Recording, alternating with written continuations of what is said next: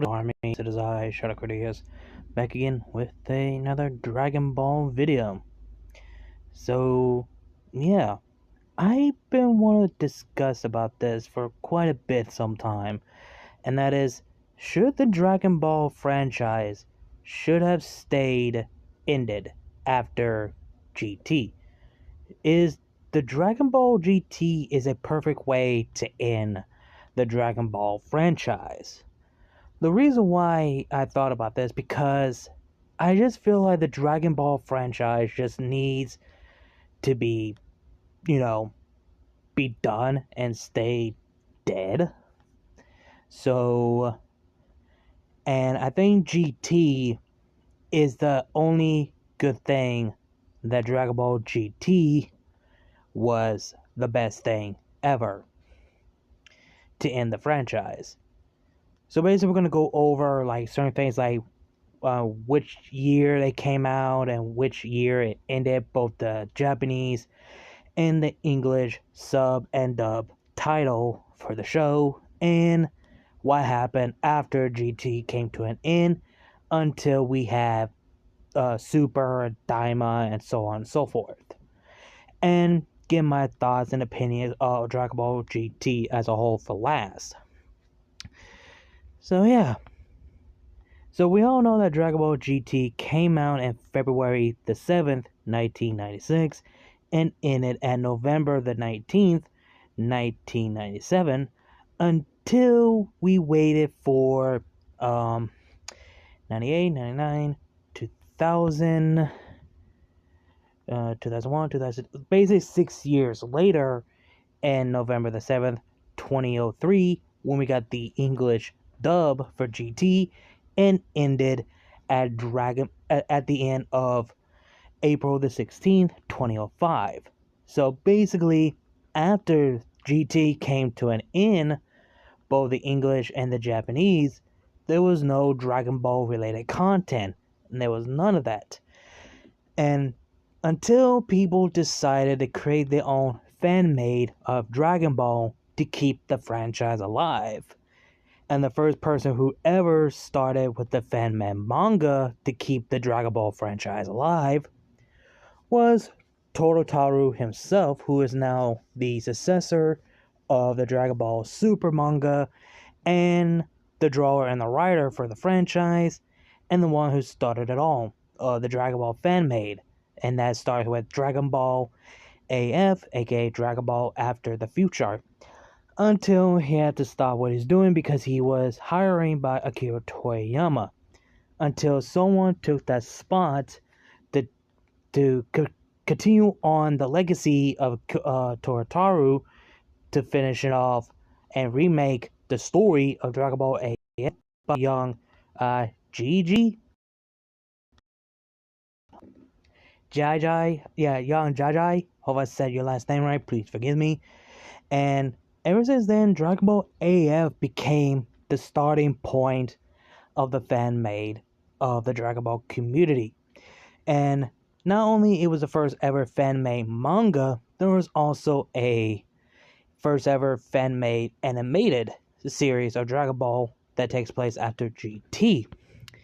And that is Dragon Ball Epsilon. That it was out 13 years ago in December the 1st, 2012.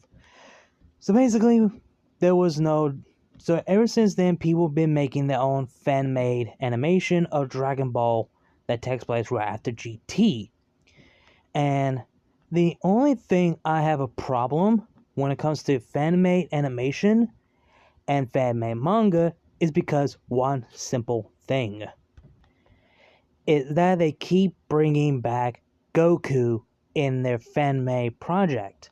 Look, I get it that Goku is a figurehead, Goku is a mascot, Goku is the Dragon Ball, but you guys can make a story without Goku. Like, his story is done, his development is done, his journey is done, everything about him is done. Let this man to rest. Do not bring him back. Do not bring back Piccolo as well. Let them be at rest. Let them be at peace. Like, at least make Gohan the new the new main character, make him be the main focus, make him go Super Saiyan 4 for the first time, or make him go Super Saiyan 5 for the first time before Vegeta. Or, speaking of Vegeta, you don't have to have Gohan be the main character. You could have Vegeta as the main character. Have him go Super Saiyan 5 for the first time that he was able to surpass Kakarot. But no, y'all guys had to bring um Goku back because you need a story with Goku. You can't have Dragon Ball without Goku, which you guys can, y'all just don't want to. So that's the only main issue I have for the fan-made manga and the fan-made animation, that you guys bring back Goku. Like, it shows that the other Z fighters are not capable to be on their own without Goku. It just ruins the narrative of the story.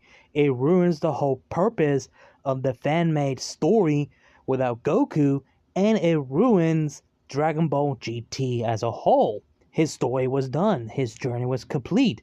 There's nothing more to go over for Goku. So it really bothers me.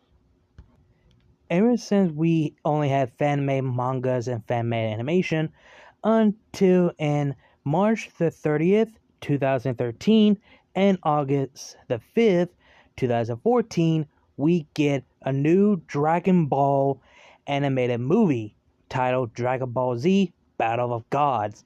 This got every Dragon Ball fan excited for new Dragon Ball related content.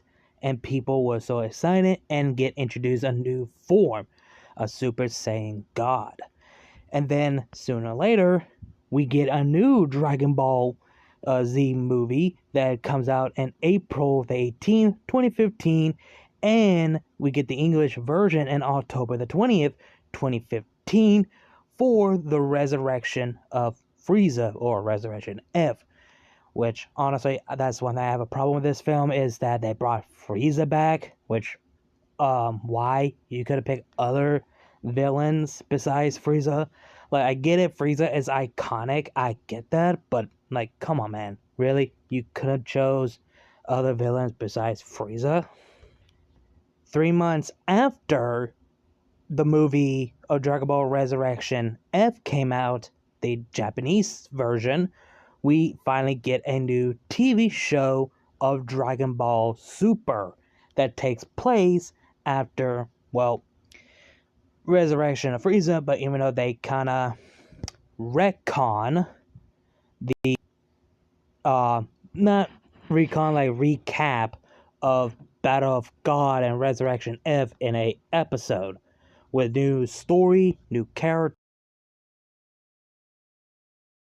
the Universe 6 and Universe 7 tournament, the Goku Black arc, and the Tournament of Power. But after the Goku Black arc, we got the manga adaptation of Dragon Ball Super. I don't know if it takes place, I don't know if it came out after the Resurrection F arc animated, or after the Dragon Ball the Goku Black arc, I don't know. So yeah, after Dragon Ball Super animated came to an end, the manga kept going until the loss of Akira Toriyama, rest his soul. The manga has now been put on hold, and we honestly do not know when the next chapter will come out. Ever since Dragon Ball Super came to an end, we get another Dragon Ball movie, first ever Dragon Ball Super movie, titled, well, Dragon Ball Super Broly, in 2018. And in 2022, we get a new Dragon Ball Super movie, which is my least favorite and mostly problem with the film, is Dragon Ball Super Superheroes, where Gohan and Piccolo gets a new form and stated that somehow they're a lot stronger than Goku and Vegeta, which that's full of shit because power scaling is bullshit, honestly. And after we had the movies, we did get Dragon Ball Daima that takes place right after the Majin Buu arc in Dragon Ball Z, before the end of Dragon Ball Z. So basically, last year. So, so basically, the last thing that Akira Toriyama was involved before he passed away.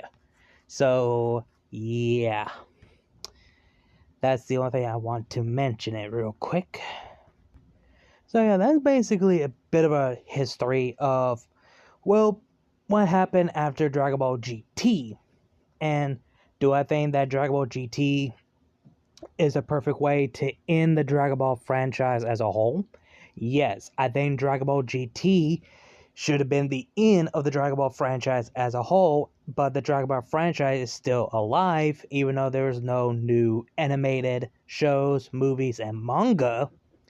So, in my opinion, I think Dragon Ball GT should have been the end of the Dragon Ball franchise.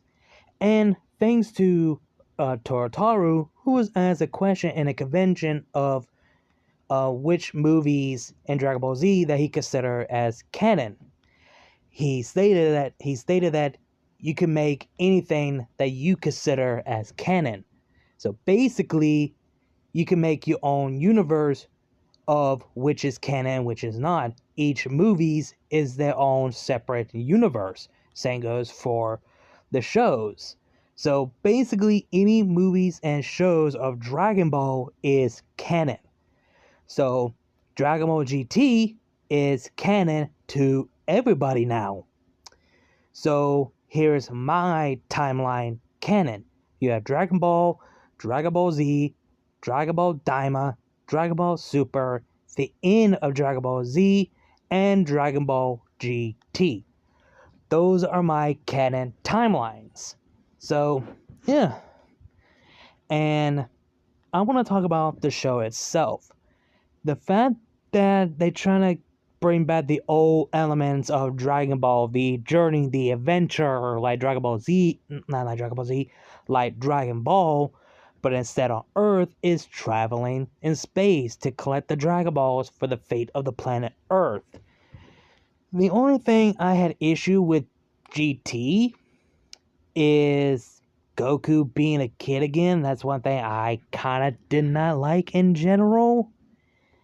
And the first arc was just the adventure to collect the Dragon Ball until we get the baby arc, the Tuffle who wants the revenge against the Saiyan. And if you really think about it, Baby was the first ever villain that was able to destroy. No way, it was Kid Buu who was able to destroy planet Earth before GT and before Baby. So yeah, basically Baby was the second villain that was able to destroy planet Earth for using the Dragon Balls to bring back his home planet. So yeah, and the history of the Tuffles and the Saiyans, I like the story of Baby because his story is about revenge of the Saiyans for taking his home planet and make it the same and have the same how does I say the word? Let me repeat it. So basically, Baby is seeking revenge of the Saiyans for taking their home planet and make it their own, changing the name to Planet Tuffles to Planet Vegeta. So basically, I do like the story, and I do like the idea that, oh, I want my revenge on Vegeta, but instead of kill him, I'm going to take over his body so I could kill Goku, since he's the more threat in my way and my goal. So let me try to take over everyone that he cared to love and everybody that he sworn to protect. So have everyone under his control and making them a Tuffle. Basically rebuilding the Tuffles from scratch and rebuild it from the beginning. And it's just wow. I really enjoy the Baby arc. It was so good. And the fact they kill up Piccolo was, to be honest, some people say they did Piccolo dirty, but to me, I think it was the best way to do so because it was the only way to make sure the Dragon Ball was never being used ever again. Until, which we'll get to that.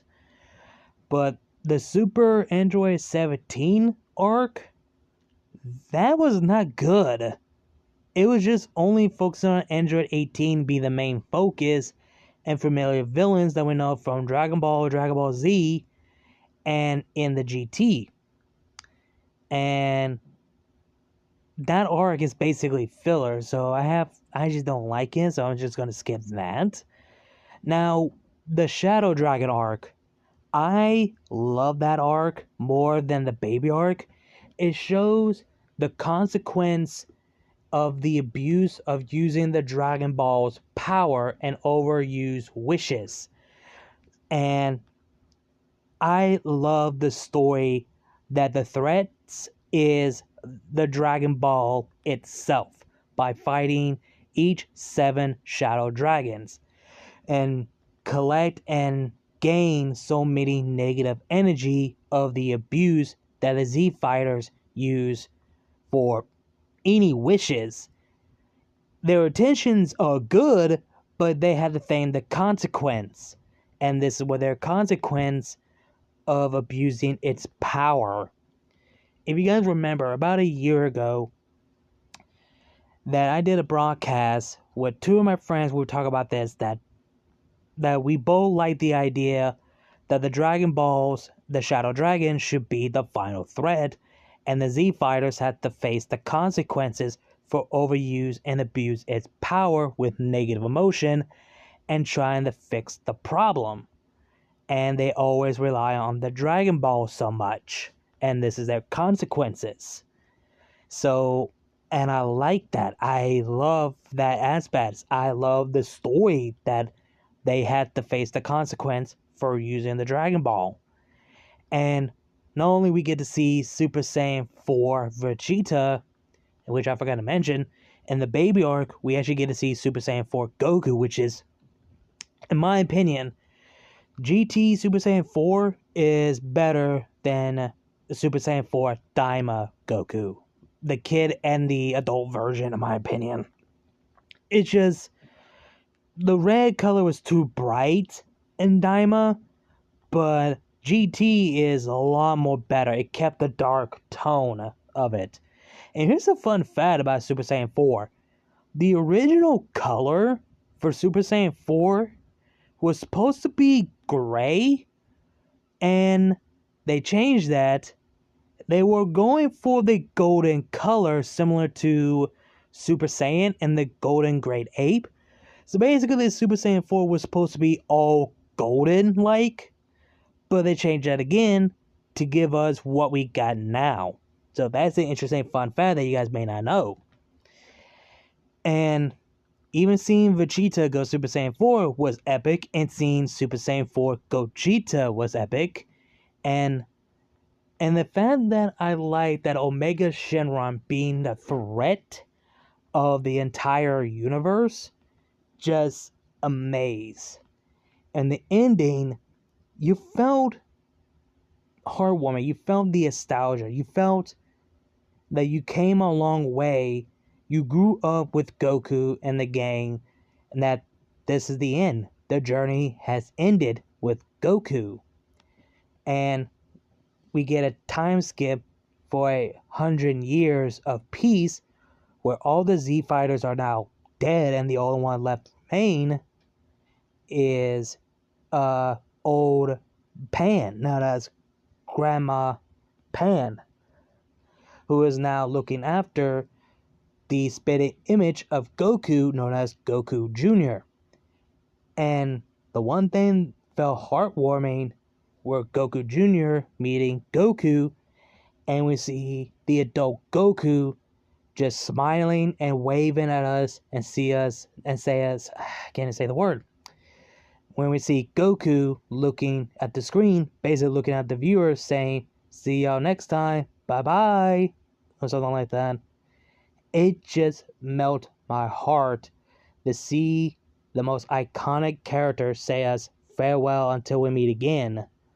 I just felt heartwarming, and we all can agree that we do not want the series come to an end, but it has to end some way, shape, or form. So, yeah, that's basically my thoughts for the Dragon Ball GT, and I believe that Dragon Ball GT was the best way to end the Dragon Ball franchise as a whole, and people are still bringing Dragon Ball alive, even though there wasn't any Dragon Ball content at all by Akira Toriyama until, well, we got the Battle of the Gods, Resurrection F, Super, Broly, Dragon Ball Super Manga, Dragon Ball Superhero, and and Dragon Ball Heroes and Super Dragon Ball Heroes. So yeah, and it is just me, honestly, and to me, in my personal opinion, I think Dragon Ball GT is the best way to end the franchise, and I believe the Dragon Ball franchise should have ended with GT and stay dead, in my opinion. So yeah, that's basically my thoughts and my opinion about Dragon Ball GT as a whole, and why I believe it should have been ended after GT and should have just stayed dead after GT, and is the best way to end the franchise. So yeah, hope you guys enjoyed the video. Like, comment, share, subscribe. Links to my other channel, my social media will be down in the description box. You guys know the drill. Links to my Cash App, PayPal, Ko-fi will be down below the description box and in my bio if you guys want to donate to support the channel. Again, like, comment, share, subscribe, and I'll see you guys later. Kneel before Shadow Critias, and I'll see you guys later.